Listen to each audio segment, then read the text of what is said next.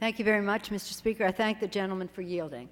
I'm pleased to have this opportunity to come to the floor today to support Mr. Abercrombie's initiative on behalf of Native Hawaiians.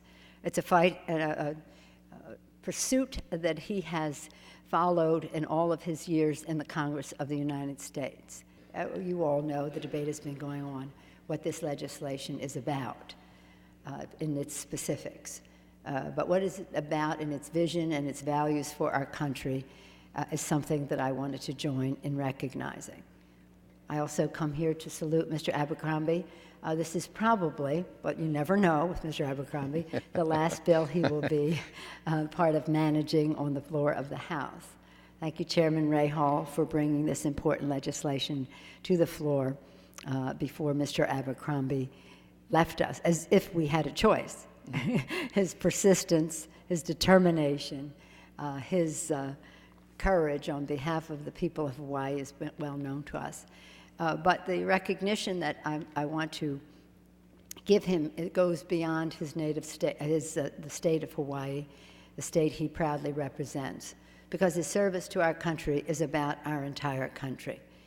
Whether it's the national security of our country, which he serves to strengthen on the Armed Services Committee, whether it is the beautiful natural patrimony, the beautiful gift that God has given our country in our natural resources, that he serves on the Natural Resources Committee, or the rights of indigenous people that he serves on the Natural Resources Committee.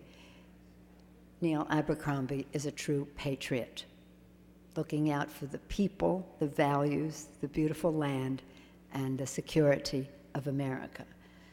His service in Congress has been marked with a great passion for ideas, but also with great intellect. Always passionate about his beliefs, always dispassionate about the solutions that make sense for the American people. And what we're talking about here tonight is common sense for the Native Hawaiian people. So Mr. Abercrombie, it's bittersweet, quite frankly, to come to the floor to commend you for your leadership on this, probably your last week in the Congress. I wish you well in your pursuits in Hawaii. Perhaps next time we'll be calling you Governor Abercrombie, I hope. But also the gratitude of all who served here, proud to call you colleague, privileged to call you friend, grateful for your leadership to our country. And I know you are very proud of your service to the great state of Hawaii. Mr. Speaker, I can only say I'm losing a good friend to go to better and greater places. You have been an ally to myself and to the feeling of working bipartisan work with the chairman. On both sides of the aisle, we've always talked to one another and recognized the importance of being the congressman and listening to the congressman from that district.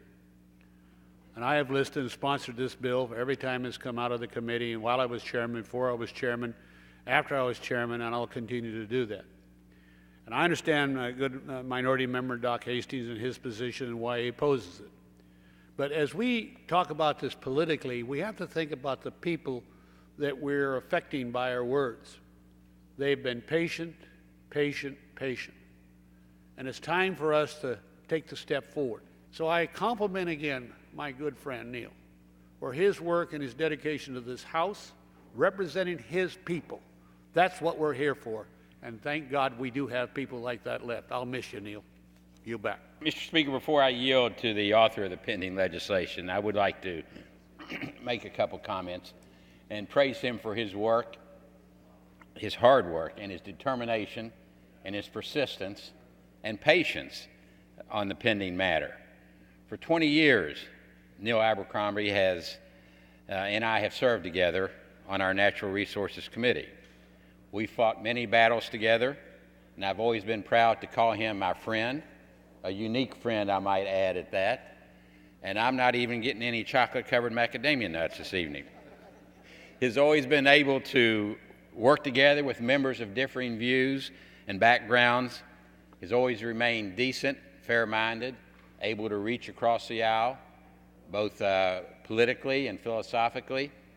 And I find that truly a commendable feature of this gentleman.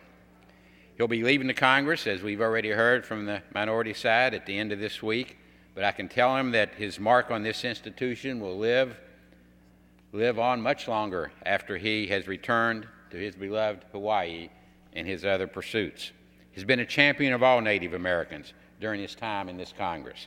It's a testament to Neil that he will spend his last days in this body fighting for the rights of Native Hawaiians, and it's now indeed my honor to yield 5 minutes to the gentleman from Hawaii, Mr. Abercrombie. Gentleman from Hawaii is recognized. Thank you very, very much, Mr. Speaker. Thank you, Mr. Chairman. Thank you, Doc. My regard for you and for all the members is, of course, something that I trust is understood by all. I see my good friend Don Young there as well. I want to thank all my colleagues here today, and I want to thank those especially who have risen in opposition. This is what our democracy is all about. My only regret in extending my aloha to those who may not feel able to vote for the bill today is that you have not had an opportunity, perhaps, to visit with, to understand and to comprehend what it means to be a Native Hawaiian. It's, of course, very easy for someone to say, well, how can you do that? You came from somewhere else. I was born and raised in Buffalo and just outside Buffalo, New York. I came to Hawaii some 50 years ago with statehood, given the opportunity to go to the University of Hawaii as a graduate teaching assistant. And the first thing that happened to me as I came that great distance across the continent and across the ocean, then in a Pan American clipper, it took 10 hours just to get from the coast to Hawaii. And when I took that first breath of Hawaiian air and saw the gorgeous curves of the island of Oahu, Diamond Head, Waikiki, and the first evening taken to Manoa Valley where I now reside was as destiny had called. And the first contact that I had was with my Chinese Hawaiian friend, Solomon Liu, God rest his soul, whose family took me in and treated me as one of their own. And that's what Hawaii is all about. Mr. Speaker, this is not about race. This is about the Aloha spirit. This is about the rainbow state of Hawaii. This is about Native Hawaiians who give us the host culture and the fundamental sense of who we are as human beings. And the diversity that defines us in Hawaii, that does not divide us, is the kind of diversity and definition we need in this House of Representatives, that we need in the United States of America. This is Hawaii's gift to the United States. It's its gift to the world, the spirit of aloha. And in that same spirit of aloha, I ask for a vote favorably on behalf of the Native Hawaiian Recognition Bill. On this vote, the yeas are 245, the nays are 164. The bill is passed. Without objection, a motion to reconsider is laid on the table. Congratulations, boss. Right on. Oh, my goodness. Congratulations. Thank you. Thank you. Thank you.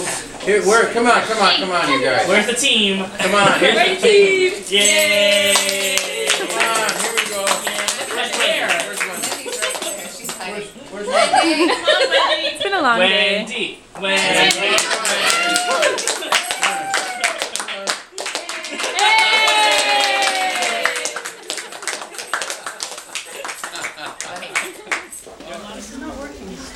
Oh, how wonderful. So remember that? That was Look at one that. of our Kamehameha Day. That's great. And you're right in the middle. There you Right. go. Right in the middle, right. Hi, Stuck in the middle Randy. again. There we go. Yeah.